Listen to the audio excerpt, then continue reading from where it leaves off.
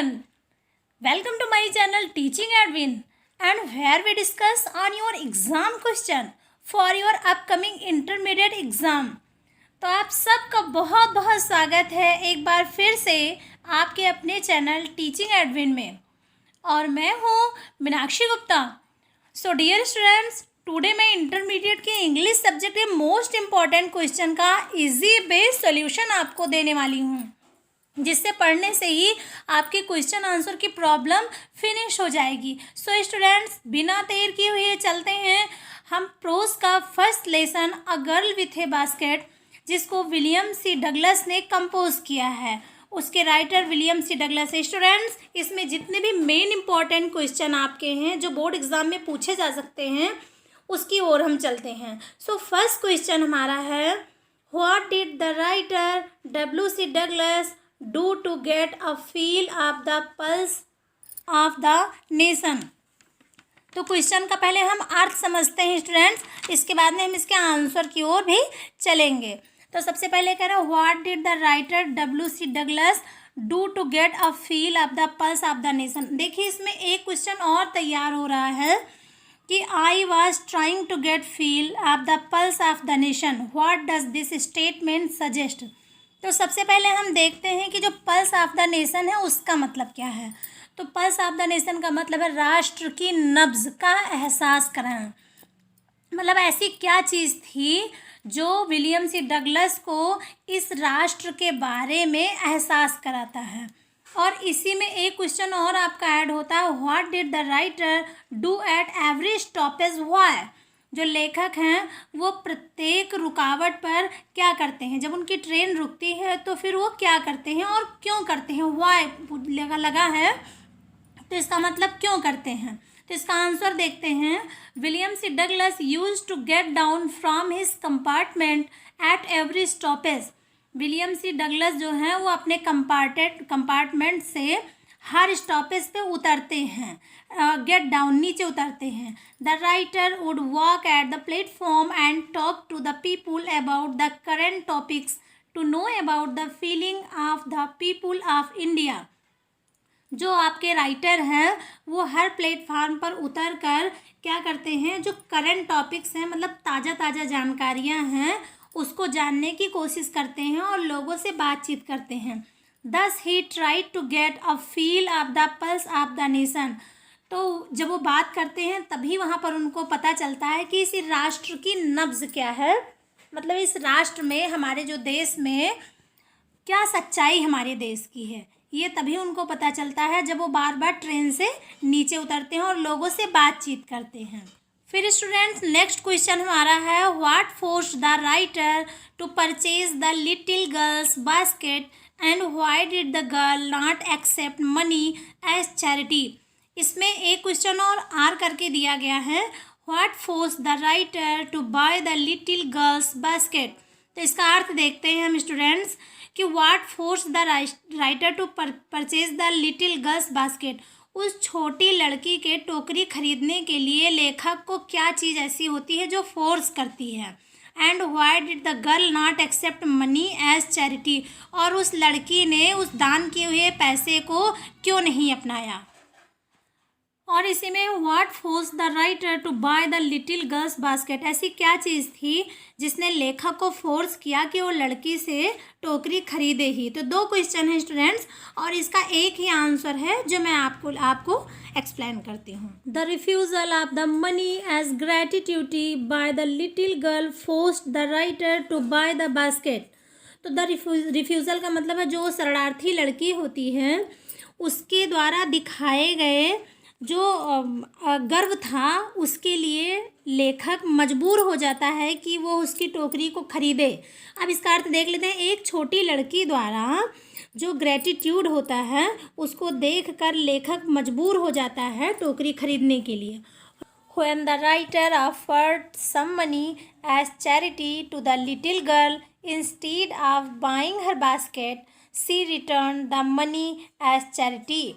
जब लेखक उस टोकरी के बजाय दान देता है कुछ पैसे, तो वह दान के पैसों को वापस कर देती है। क्यों वापस कर देती है? देखो आगे इसमें क्या लिखा है कि वह दान के पैसे को वापस क्यों कर देती है। She had pride and graciousness. उस लड़की के पास अपना गर्व और आत्मसम्मान होता है, इसीलिए उन पैसों को वापस कर देती है।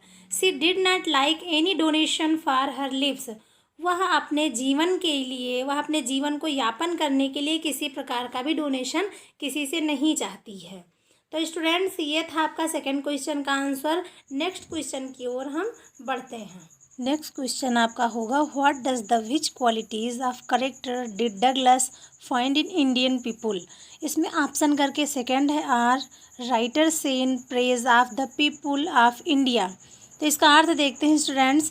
सबसे पहले है कि कौन सी क्वालिटी है जो भारत के लोगों में पाई जाती है, मतलब विलियम सी डगलस के द्वारा भारत के लोगों में कौन सी क्वालिटी पाई जाती है। और इसमें आबलिक करके क्वेश्चन और है कि उन्होंने भारत के लोगों के कौन सी गुणों की प्रेज़ की है, प्रशंसा की है। स्टूडेंट्स, इसी में एक क्वेश्चन और भी जुड़ता है, what was the story told to the prime minister by William C Douglas.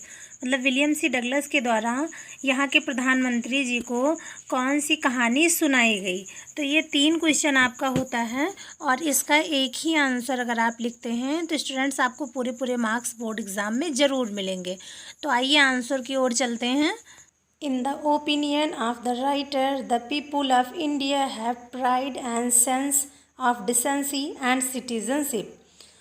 लेखक के राय में कह रहे हैं, in the opinion of the writer, लेखक की राय में और लेखक के समझ में, द पीपुल ऑफ इंडिया मतलब भारत के लोग हैव प्राइड उनके पास क्या है, गर्व है, एंड सेंस ऑफ डिसेंसी और उनके पास समझ है किस चीज़ की, शालीनता है, उनके पास शालीनता की समझ है, एंड सिटीजनशिप और नागरिकता की समझ है, मतलब एक दूसरे के साथ कैसे मिलजुल कर रहना चाहिए इसकी समझ है।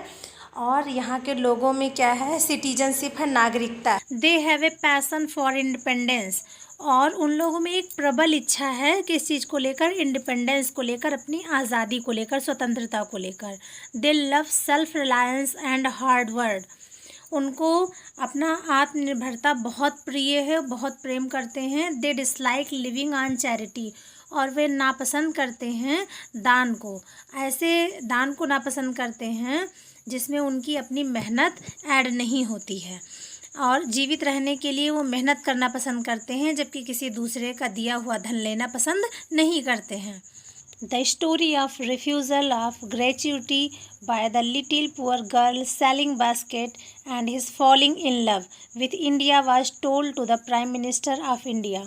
भारत के प्रधानमंत्री से विलियम सी डगलस ने क्या कहा कि जो यहाँ के रिफ्यूज़ल हैं, मतलब शरणार्थी बच्चे जिनके पास ना तो खाने के लिए भोजन है ना तो रहने के लिए घर है, वो भी क्या कर रहे हैं, एक छोटी सी लड़की हमें मिली और जिसने क्या किया, मुझे बास्केट ऑफ़र किया कि ख़रीद लो। और उसके ऐसे सेल्फ रिलायंस को देखकर मैं भी भारत से प्रेम करने लगा और इसी बात को उन्होंने प्राइम मिनिस्टर से शेयर किया। सो स्टूडेंट्स, ये आपका जो क्वेश्चन था 3 क्वेश्चंस उसमें से एक आंसर बन रहा है और किसी भी क्वेश्चन से अगर आप इस आंसर को लिख देते हैं, कोई भी क्वेश्चन आपको मिलता है इन तीनों में से, तो आपको स्टूडेंट्स पूरे मार्क्स ज़रूर मिलेंगे। तो नेक्स्ट की ओर चलते हैं हम। नेक्स्ट लेसन हमारा है आ फेलो ट्रेवलर, जिसको एजी गार्डनर ने लिखा। इसमें के हम जो इम्पोर्टेंट क्वेश्चन है उसको देखते हैं स्टूडेंट्स। पहला क्वेश्चन आपका है, who was AG Gardner's fellow traveller, when did AG Gardner become aware of his fellow traveller.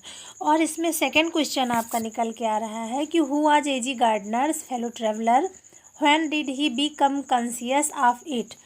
तो पहले हम फेलो ट्रेवलर का अर्थ जानते हैं कि इसका मतलब क्या होता है। तो फेलो ट्रेवलर का स्टूडेंट्स अर्थ होता है एक सहयात्री, मतलब जो साथ साथ में यात्रा करता है उसको हम फेलो ट्रेवलर बोलते हैं। और क्वेश्चन की ओर हम देखते हैं कि पहला पूछ रहा है कि एजी गार्डनर जो है उनका फेलो ट्रेवलर कौन था, मतलब उनका सहयात्री कौन था।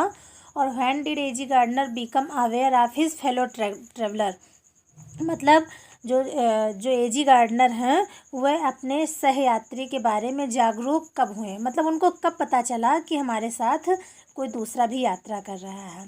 तो स्टूडेंट्स, इसका सेकंड क्वेश्चन भी जो है वो भी सेम ही है, सेम अर्थ दे रहा है। तो इसके आंसर की ओर हम चलते हैं।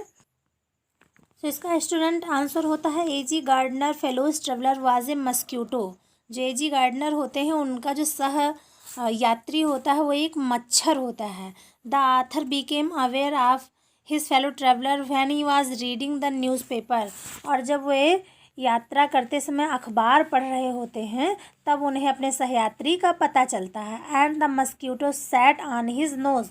वो क्या करता है, बार बार उनके नाक पर बैठता है। एजी गार्डनर जो होते हैं उनके नाक पर बार बार वो उड़ उड़ के बैठता है। कौन? मच्छर। तभी उनको पता चलता है कि हमारे साथ कोई और भी है जो यात्रा कर रहा है। When he sat down again to read the newspaper after lighting a cigarette। और जब वो सिगरेट के उजाले में, सिगरेट का जो लाइट होता है, प्रकाश होता है, उसमें क्या करते हैं, न्यूज़पेपर को पढ़ने की कोशिश करते हैं, उसको बैठते हैं पढ़ने के लिए, तभी उनको वो मच्छर नज़र आता है और तभी उनको अपने सहयात्री का पता चलता है। तो स्टूडेंट्स, ये भी मोस्ट इम्पॉर्टेंट क्वेश्चन आपके लिए है फेलो ट्रेवलर का। किसी भी टाइप्स का क्वेश्चन पूछता है, अगर आप इस आंसर को लिख देते हैं तो आपको पूरे मार्क्स ज़रूर मिलेंगे। तो नेक्स्ट हम देखते हैं। तो नेक्स्ट लेसन हमारा है द होम कमिंग, मीन्स घर की वापसी। और इसको किसने लिखा? रविंद्रनाथ टैगोर ने। इसमें भी जो मोस्ट इम्पॉर्टेंट क्वेश्चन आंसर है स्टूडेंट्स, मैंने उसी को सिर्फ आपसे शेयर किया है। बाकी पूरे लेसन में से मैंने और कोई भी क्वेश्चन नहीं दिए हैं जो आपके लिए इम्पॉर्टेंट ना हो। तो देखते हैं स्टूडेंट, द होम कमिंग का पहला क्वेश्चन जिसको रविंद्रनाथ टैगोर जी ने लिखा है। Why was Pathik delirious throughout the night and why did he run away. कह रहे हैं जो पथिक होता है, इसमें का जो मेन कैरेक्टर होता है वो पथिक होता है। तो पथिक के बारे में क्या कह रहे हैं कि जो पथिक था रात भर क्यों प्रलाप कर रहा था। यहाँ पर जो डेलीरियस वर्ड है वो प्रलाप के लिए लिया गया है। And why did he run away, और फिर वो क्यों भाग गया, वो रात भर क्यों रोता रहा और लास्ट में वो क्यों भाग गया। तो आंसर की ओर चलते हैं स्टूडेंट्स। पथिक वाज अंडर द फीवर। जो पथिक था उसको बहुत तेज बुखार था। He was feeling severe headache and was afraid. वो गंभीर रूप से सर दर्द से भी परेशान था। ऑफ हिज आंट, और उसको उसका सबसे बड़ा सर दर्द जो उसकी आंट थी वो थी, और बुरी तरह से वो डरा हुआ भी था, अपने आंट से डरा था और उसको बहुत रूप से सर दर्द हो रहा था। He was troubled about the bad treatment given by his aunt, so he left her home and stayed in the throughout the night। कह रहे हैं वो बहुत बुरी तरीके से सर दर्द से परेशान था और जो उसकी आंट थी वो उसका ट्रीटमेंट भी बहुत बुरी तरीके से कर रही थी, मतलब उसको बहुत बुरी तरीके से ट्रीट कर रही थी। So he left her home and stayed in the throughout the night.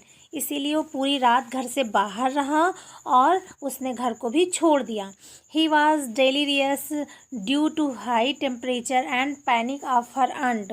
वो अपने चाची की जो उनकी जो चाची थी उसके दहशत से बहुत ज़्यादा परेशान था और हाई टेम्परेचर, उसको बुखार भी बहुत तेज़ था, इसीलिए उसने अपने घर को छोड़ दिया, लीव कर दिया, वहाँ से वो भाग गया, पूरी रात घर से बाहर रहा। तो स्टूडेंट्स, ये था आपका होम कमिंग का क्वेश्चन आंसर।